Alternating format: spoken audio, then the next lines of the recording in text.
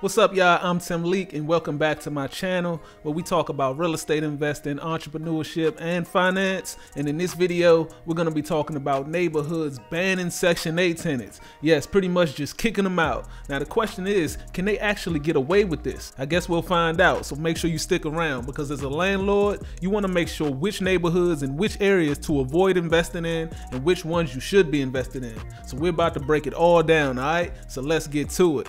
Alright, so if you're a landlord or want to eventually be a landlord, you want to familiarize yourself with fair housing laws. So the Fair Housing Act is a federal law that prohibits discrimination in the sale or leasing of housing. And there are 7 characteristics that are protected. And those are race, color, religion, sex, disability, familial status, and national origin. So everywhere in the country, in every state, those 7 classes are protected. And it's illegal to discriminate based on any of those characteristics. But in addition to the 7 classes that are protected federally, each state may also have additional classes that are protected. For example, where I live in Maryland, they also protect discrimination against marital status, sexual orientation, source of income, and gender identity. So when it comes to Section 8 voucher holders, in Maryland, you can't discriminate against them because their voucher qualifies as source of income. However, every state doesn't protect discrimination based on source of income. And the story we're about to get into takes place in the great state of Texas, where their state only protects discrimination against race, color, religion,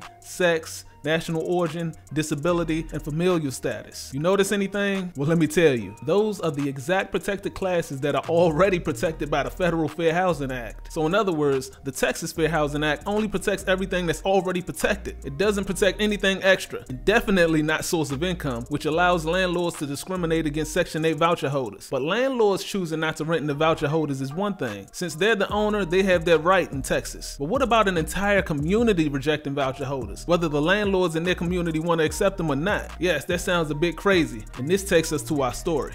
So Providence Village is a town in Denton County, Texas. It's about a 20-year-old town that has about 1,700 homes and a population of about 5,800 people. Now, it's a great family-oriented community consisting of beautiful homes and resembles a beach resort. Well, last year, homeowners in Providence Village began bashing Section 8 renters who lived in the community on private Facebook groups and were blaming them for any criminal activity that went on in the community. Well, the complaining eventually got to the board of the Providence Homeowners Association, in which the board passed a rule effectively banning Section 8 renters from living in the neighborhood. Now, initially, they mandated tenants to pick up and leave immediately and would fine landlords $300 weekly as long as the Section 8 tenants were there. But after the association faced pushback from property managers who hired a local attorney and some state advocacy groups, the association eventually decided to allow tenants to finish their leases of no more than a year and gave month-to-month tenants 3 months to leave. This ruling would come to affect more than 150 families, with 97% being single moms, like Danielle Ross, who was a mother of 7 who was forced to move into a hotel. Now, this obviously is unfortunate, but as of right now, there's nothing in federal or state law that forbids them from enacting such bans. Homeowners associations have certain deed restrictions, and although it's very rare to restrict property owners from leasing to someone who receives rental assistance, it's not illegal. And the Homeowners Association also implemented other new rules to discourage landlords from investing in their community altogether. Rules like a new homeowner must live in their home for 2 years before they can rent it out, and a landlord can only own one rental home at a time. So they're not just targeting Section 8 tenants, they don't want investors in their community either. And it's understandable why Section 8 landlords would want to invest in Providence Village, Texas.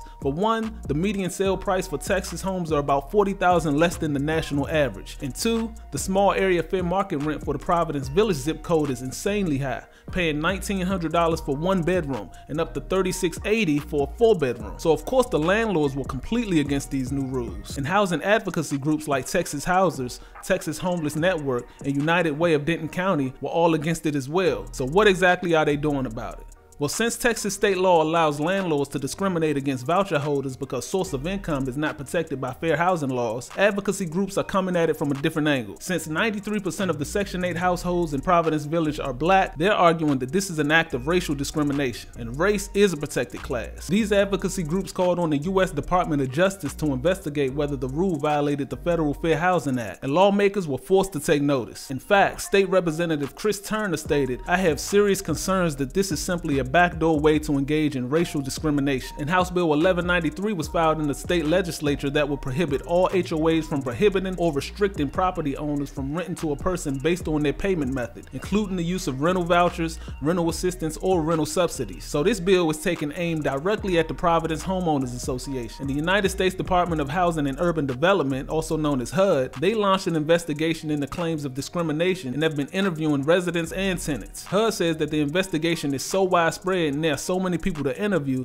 that the investigation will be extended at least until October 2023. As of now, the new rules that the HOA put in place have not been enforced, and the weekly fines of $300 for violators have also been put on hold until the federal government's investigation is complete.